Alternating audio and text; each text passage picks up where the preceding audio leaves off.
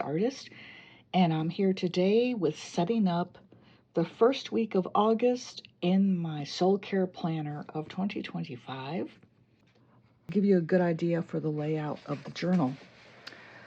Each month begins with its own card spread, and the positions vary from month to month based upon the lunar and solar energies of that particular month.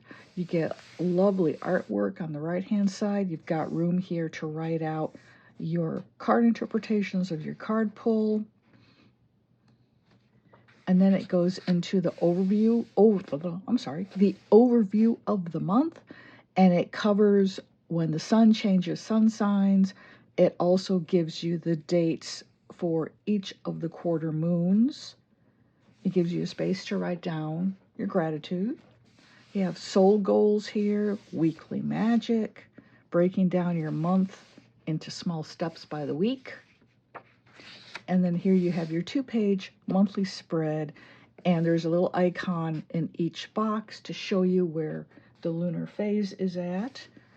And it'll give you important information like the changing of the sun signs, also when the major planets go into retrograde, especially that pesky Mercury. We really need to know that. It went into retrograde on July the 18th. It did not come out of retrograde until August 11th. Then after that, we get the 2-week shadow period where the energies are just kind of settling back down, you know? So the energy is still kind of wonky at the time I'm recording this, which is August the 9th. And I'll probably be posting it probably around the 15th or the 16th. So here we go with the weeklies. They're really nice. They give you a little bit of a space here to write down what your card pull of the day was. You can either put your card interpretation here, or what I do is I keep a separate journal for all my card pulls. So that's where that information is. But I do know what the card is here. And you can also write down how you're feeling. It gives you the exact times for the moon void, of course. That is when the moon is moving from one astrological house to the next. When it's in between houses, that's when the lunar energy can be really, really wonky. So like if you're any type of a spiritual practitioner, you really want to keep track of that. You do not want to be lighting any candles when the moon is void, because you'll get energies from both astrological houses and it can skew your work. So that's really important info. And then down here at the bottom of the second page, you'll always get a soul check-in, and they have various prompts here, like what makes you happiest is on this day. And then on the next page, once the first week is over, you get your weekly overview, and it tells you, you know, where the quarter moon is at, what phase it's in. This is first quarter here in Libra, and it gives you a little bit of info on that. It gives you a really good affirmation. And then over here begins your lunar intentions. And how are you feeling at this first quarter moon?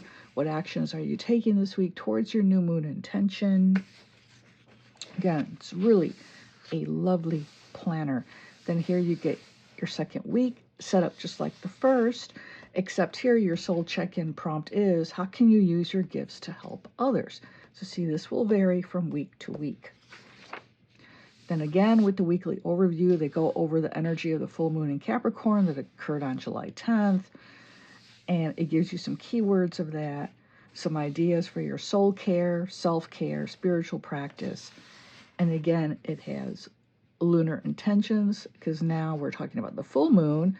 The prompts are, how are you feeling at this full moon, and what are you celebrating at this full moon? I ended up running out of time to do the deco in here, and I also did not use this journal for the week of the 4th, because I ended up waking up Monday morning really sick to my stomach, and I was sick for like 3 days, and for the life of me, I can't figure out what made me sick. And by the time I was back to myself that Thursday, I had so much work to do from those first 3 days of the week. I had time for nothing else. So that's why this is all blank. And here, the soul care check-in prompt is, what adventure have you been dreaming of lately? So you can journal a little bit about that if you like. And then we go into the weekly overview, And here on July the 22nd, Sun enters Leo. You've got some information there about the last quarter moon in Aries for that week, additional soul care ideas, and then your lunar intentions are, how are you feeling at this last quarter moon? Then it says the last quarter moon is the time to release what no longer serves your highest good so you can grow. What are you letting go of this week? That's really important. And then we have the following week of the 21st, and here the prompt for the soul care check-in is, what area in your life needs nurturing? And then again with a weekly overview, and now we have the new moon in Leo, so there's some keywords about that, some other soul care ideas, the lunar intentions, asking about how you're feeling at the new moon, what are your intentions for the month ahead that you set at the new moon, and then you have 2 pages of monthly reflections. Now I'm going to go over how I decorated my pages for August. That began on the very next page. I will have some parts of that are sped up with a voiceover, because the whole process took me like an hour and a half or something, and no one's got time to sit and watch all that in real time, So here we go with the month of August. And here begins August. This is a 3-card spread for the energies of August. I just put a little bit of deco on this page because I tend to be a bit verbose in my card interpretations. So I'll be writing probably in the margins and stuff. So I don't put very much on that page, and I don't want it to conflict with the beautiful artwork. Then here we have the August overview, and I'm just going to, again, add some deco over here. I won't really be writing on this page except for my gratitude on the bottom. So I just add a little bit just to pretty it up. And this sticker book is, I bought it last year in 2024. This is from the Passion Planner. And I'm going through their Zodiac sticker book. It's called In the Stars. This is my first time recording my planning. So, the video is going to be kind of wonky because it's basically me trying to get my, get my sea legs, get my planning legs. So I did, like I said, I sped this up because I take a long time choosing stickers. And it's just because I enjoy looking at the art, and so I look at it, I admire it, I decide, am I going to use this, am I going to use that? Is this page starting to look too shiny with all the foil stickers and that sort of thing? So it takes a while. Now here I am decorating the 2-page monthly spread for August. And I always put a little sun symbol on the day that the sun sign changes. So that's on the 22nd as the sun goes into Virgo. All right, now here I am thinking a little bit ahead to September, looking at my Virgo stickers. That's because both my husband and daughter are Virgos. And so I started doing some deco in August on Virgo, since the 21st is when the sun moves from Leo into Virgo.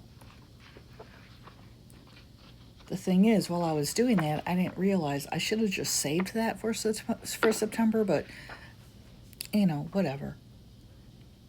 It's not going to kill me to have some Virgo stuff in August and then have more in September. I do the same for Gemini as well. So I start decorating for Gemini, mid-May, and then I decorate through the end of the zodiac sun sign on June the 21st. So here I am putting the Virgo constellation sticker up on the top of September. My daughter's birthday is the 14th, and my husband's birthday is the 15th. And after I had been in labor with my daughter for 14 hours, it was getting to be around 5 p.m., and they were saying, just hold out for a few more hours, and they can have the same birthday, just hold out. And I was like, are you crazy? And as it turned out, her heart rate started to dip dangerously low with every contraction. And my contractions were so huge, the contraction monitor that they have, and they show you the bell curve of your contractions. Well, the left side of the bell curve would go up. A few seconds would go by, and the right side would come down. You never saw the bell curve. It was two straight lines because the contractions were so huge. They had to go in and get her out with C-section because they were afraid that, something awful might happen. And she came out just fine. So fully cooked and everything. But yeah, they wanted me to wait another 7 hours. And I was like, are you insane? Have you ever had a child? And it was women telling me this. The nurses there telling me this. I was like, no, thank you. And plus, I wanted her to have her own day. And as it turns out, for the next 10 years or so, my husband had to deal with having SpongeBob and Little Mermaid birthday cakes, because I would get one cake for both of them. So, of course, it had to be a theme that my daughter enjoyed. Yeah, so that's the September. That's both their birthdays. And my daughter is now, she's going to be 28 next month. I cannot believe it. I mean, where does the time go, Honestly.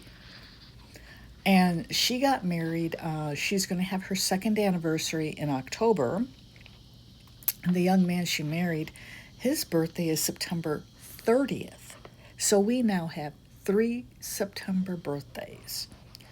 And I'm putting, hello, I'm a perfectionist on September the 14th because my daughter most certainly is. Oh, she drives herself crazy. She doesn't, consider anything well done unless in her eyes it looks absolutely perfect. And that it robs her of a lot of joy, I think. And as an artist myself, I had that proclivity of being a perfectionist, and I had to really break myself of that because I realized I was not enjoying the process of creating. And the whole thing about, being an artist, from my point of view, is it's the enjoyment of the process. It's not the end result that matters. And it took me several years to teach myself that, to wrap my head around that. And once I did that, my productivity for artwork greatly increased. So like my daughter, she's also an artist, but she didn't come to art until she was in high school. She just came home one day, and handed me a piece of paper off the bus, and she was like, yeah, I was on the bus and got bored and I drew this. And it was a young girl in manga style, and it was just perfect. And I was like, Ariel, how long have you been drawing? She goes, what do you mean? No, that's it. That's how long I've been drawing. Here you go, my first ever drawing. And I'm just like, what? And I said, girl, you're an artist. You need to really focus on this. And she didn't want to, but by her senior year of high school, she had completely changed her attitude, and she went into college majoring in graphic design. So she does a lot of her work on the computer. She knows how to use all the programs. And her husband just got her an iPad, and now she's learning how to do Procreate. And I was like, good, when you figure it out, you can teach me. Because I've had an iPad for quite a while, and I've never really learned how to use Procreate. I can do, the basic stuff on there, like hand lettering and coloring, but nothing substantial, nothing to where the app is a huge help to me, in terms of my productivity or even just my general creativity. So, and I've got a follow your gut sticker on here because my daughter is highly intuitive, also like myself. And so she's very good at following her intuition. So if she can just get over that perfectionist thing, she'd do great. She'd be, sky's the limit. But her perfectionism really slows down her productivity. And I'm putting all these little jewel stickers here because she is my treasure. And growing up, my dad, I am Mexican American. My dad used to call me what was it? No, I'm trying to remember. Mi tesoro. Is it tesoro? Yeah, my treasure is what he would call me. And I would just call my own daughter my little treasure. in English. I did not raise her to be bilingual because obviously I was not raised to be bilingual, and that's a whole other story that reflects badly on the school district of my hometown. They were just very racist against Mexicans, and I come from northern Illinois, and they were trying to force me to be in the bilingual class because they were using the bilingual class to segregate Mexicans. I couldn't be in there because I wasn't bilingual. And one day in the third grade, these two women came to my classroom telling my teacher that they were friends of my mom and that she wanted me moved to the bilingual program, and they were there to put me in the bilingual class. They totally lied. My mom wanted nothing of the sort. And as they were literally dragging me out of the classroom, I was reaching for my teacher, Mrs. Dawson. I was telling her, Mrs. Dawson, please call my mom. She doesn't want me in bilingual. I don't even know Spanish. And she's like, what? She was shocked. And so they got me about 3/4 of the way through the school, and I'd have to go downstairs. Our bilingual classes were in the basement.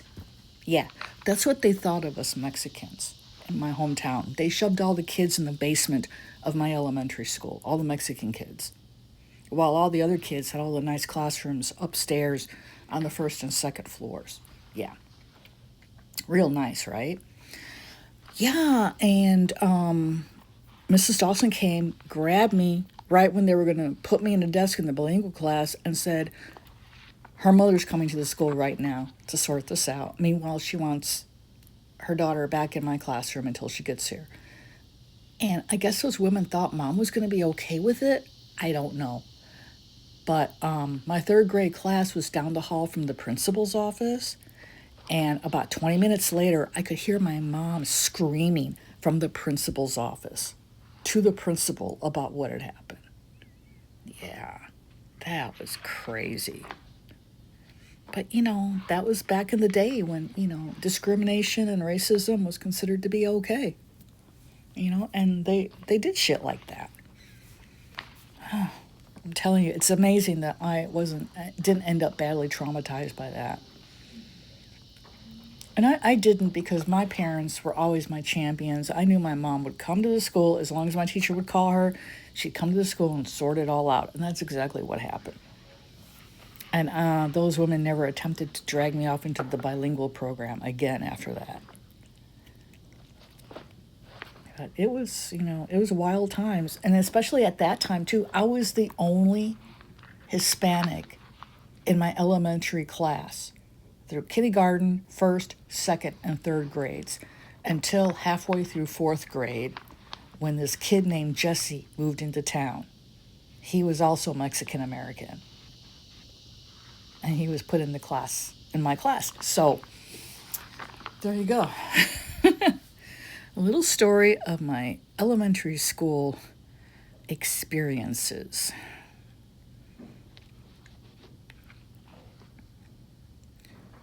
And here I am just decorating the weekly overview page. And I tend to just do that at the top because, again, I prioritize space for writing. I am very verbose. Being actually quadruple Gemini. Gemini, that's the sign of communication. That's the sign of the speaker. And I have my sun and moon in Gemini, and also Venus and Mercury. And so I can talk. So I'm going to speed it up again so that you're not here all day. And I'm just going to flip back to the beginning of August and fill in just a little bit more deco. And it just looks like something needs to be in the lower left-hand corner here. So I use this sticker because it's tall and thin, so it's not going to take up much room. Then I'm going back over my stickers to see if there's anything else I want to stick on the monthly spreads. I put these lunar phases down along the bottom. And just a few more of the stickers scattered around here and there, just to pretty it up. And I'm also trying to empty these sticker sheets here so I can, get rid of them. What I actually do with a lot of them is I will save the backing paper and just use it for stray stickers. Or if I'm working on a certain project, I'll go through my sticker collection and collect some stickers and put it on an empty backing sheet. That way they don't lose their stickiness and I don't lose the stickers. So again, just flushing out the ducko a little bit.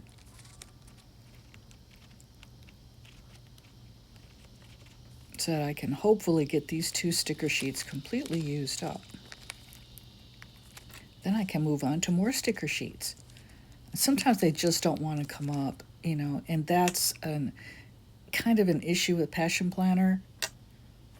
Never happened to me with the Happy Planner though. Those sticker books, those stickers release easily, sometimes a little too easily, and you peel them off and you're going to use them, you change your mind and you put them back down on the sheet and then they won't stick.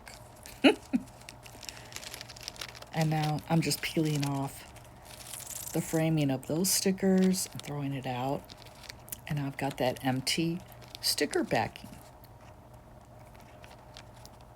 And I'm just moving these other stickers over to this other sticker sheet so I can empty another one. And then I can use that sticker backing again to store stray stickers.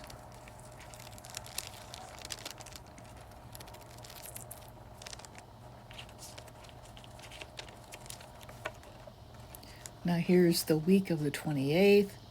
So I'm just putting a little deco on the left-hand page because we're already, you know, when I'm filming this, it is already August the 1st. So I already know I'm not going to use those days on the left-hand side of the planner. So I'm concentrating the deco on the right-hand side for the start of August.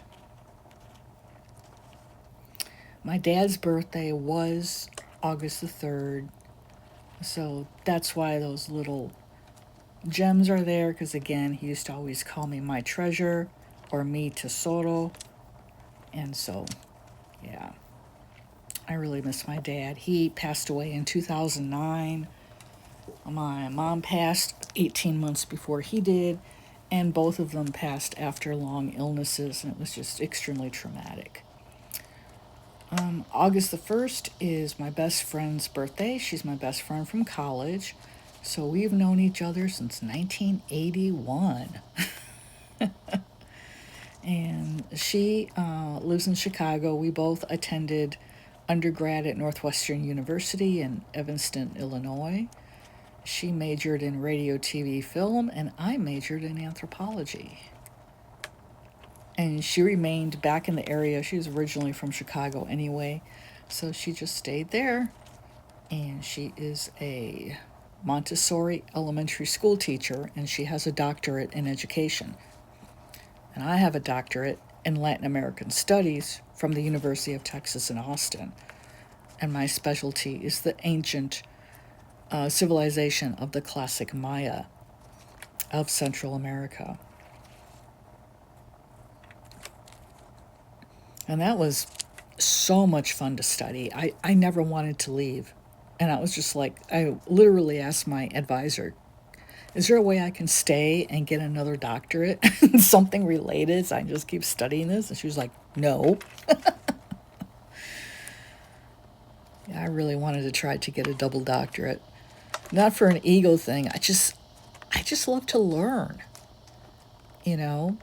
And once you're out of that environment, you're not, you know, up on all the latest discoveries and everything. And you're not able to discuss other graduate students, work with them, you know, because the other graduate students, they were all right on the cutting edge of everything. And it was just so fascinating and exciting. We were learning how to read much more of the Mayan hieroglyphics at the time. We were understanding more and more about their art and the symbolism in their art. And it was just a marvelous time to study that topic. I consider myself blessed. And here I am decorating on Scorpio a little bit because I am a Scorpio rising.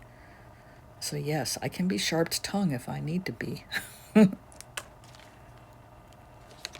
I'm using a Pentel Sign Touch pen here. They make faux calligraphy pretty easy. I'm actually going to be showing my patrons how to turn their handwriting into calligraphy. I do have a Patreon, and it is linked in the description below, and it's also pinned in the first comment along with my newsletter. And the newsletter only goes out about once a month. I don't do an art newsletter very often, just because I have another business as well. I am a professional tarot reader, spiritual consultant, visionary artist, and a practitioner of positive witchcraft. Here's my flip through for August. Again, the 3-card reading for the month, and just a little bit of deco, because like I said, I usually end up writing over here, up here, down here, so I don't like to put too much on this page. Also, I don't want to detract from the art on the opposite page because it's always so pretty. And then we have our August overview. This is for the energies of the month, each phase, quarter phase of the moon, and then here's the deco I added. These are Passion Planner stickers. And then here is the two-page spread for August. And we go into the sign of Virgo on the 22nd. So I do have some Virgo deco on here because I have a lot of it, because both my daughter and husband are Virgos, as I said earlier in the video. Now the sticker's coming up. This washi strip here, it's not a washi strip, it's a sticker strip, but it's really old. It was just in my stuff. I'm not even sure even how old it is. But here we are with a little bit of deco. And then I have the weekly overview, and then my deco. And here we had the first quarter moon in Scorpio. Scorpio is my rising sign. And so that's why I put some Scorpio deco here. And this is what I did with the Lunar Intentions page. I can't remember who does these stickers. It's either going to be Passion Planner or Happy Planner. And then here is the first week of August, which I did not decorate yet. And then we have the weekly overview. But this is just what I did during the video, just this little bit. And like I said, it took forever, mainly because I was trying to decide what stickers to use. And typically I don't put a whole lot of stickers in here just because it takes a lot of time, and I like to get to my planning. So I'm going to put a glue stick on this because that's really getting on my nerves. It's really sad when you have to use a glue stick on the back of a sticker, but like I said, this little sticker strip here is really old. But I hope you enjoyed my video and that you come back for subsequent videos. I am filming a tutorial for my Patreon on how to paint, well, how to draw and paint a moon with roses.